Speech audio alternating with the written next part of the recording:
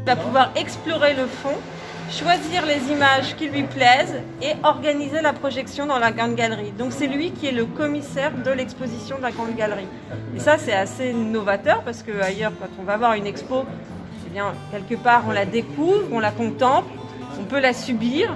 Là ça ne sera pas le cas, l'acteur, le visiteur, c'est lui qui décide, qui construit son musée imaginaire qu'il partage avec les autres visiteurs.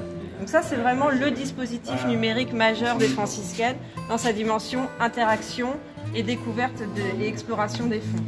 Et du coup, ce qui est magique, c'est qu'on voit dès qu'on rentre la dimension du bâtiment avec également les couleurs de chaque univers qu'on aperçoit.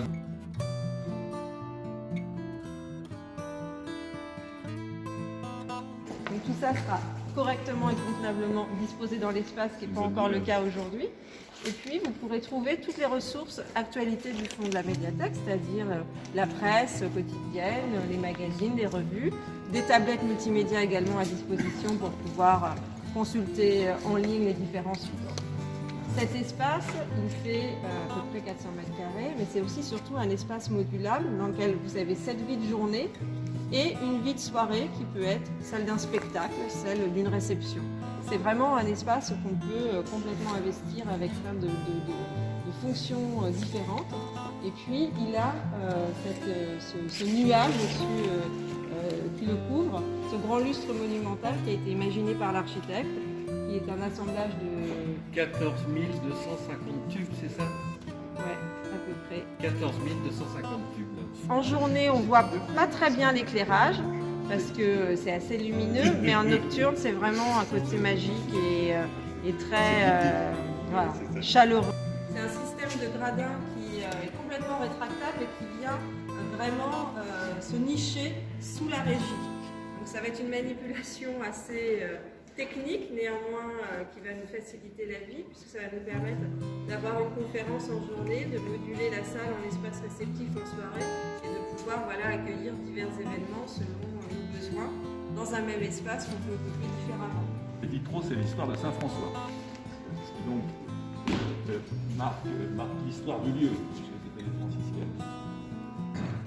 C'est ce qui nous a fait les garder, les restaurer. Vous pouvez le constater, on a conservé la dénomination un peu historique des lieux pour raisonner. Et c'est l'idée de cette grande table de partage qui est installée dans ce réfectoire, comme le faisaient les sœurs avec les enfants orphelins qu'elles accueillaient, l'idée de partager le repas. Donc ça répond vraiment aussi à la vocation de mise en relation, de partage, de rencontre autour des franciscaines. Tout au long des 3 côtés du cloître, avec les univers distincts.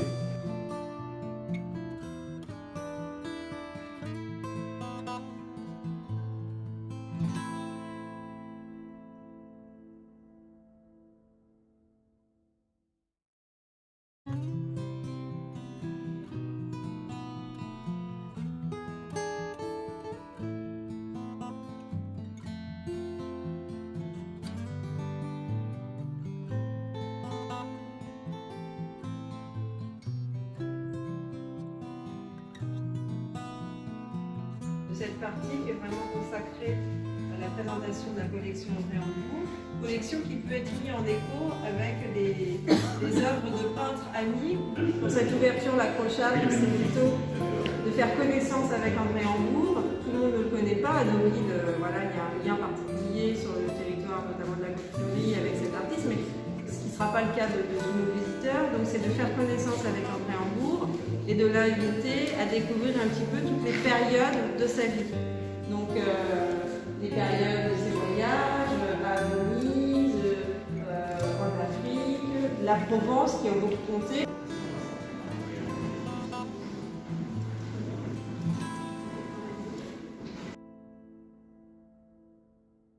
Et toute cette partie-là, comme disait monsieur le maire, c'était la cour de récréation du lycée professionnel.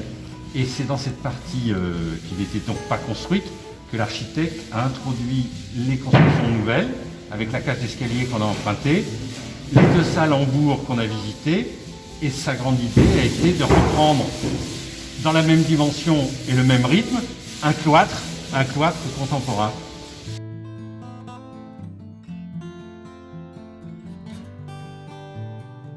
les baigneurs s'accrochaient avec des sangles aux pieds et aux mains, et la roue tournait, il fallait tourner avec la roue.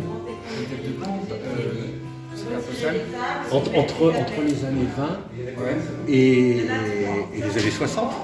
Mais du coup, on découvre les terrasses du casino, on découvre les planches, on découvre le premier yacht club qui est devenu le Point de Vue. À l'époque, il y avait un toit terrasse avant-guerre. Et en lieu et place de ce qui est maintenant le Cirros, il y avait un club de gym avec une cage aux écureuils immense et tous les baigneurs sur la plage. Et puis là, on voit que c'est avant-guerre, parce qu'avant-guerre, les tentes, les parasols étaient rayés. Le mini-golf, qui existait déjà.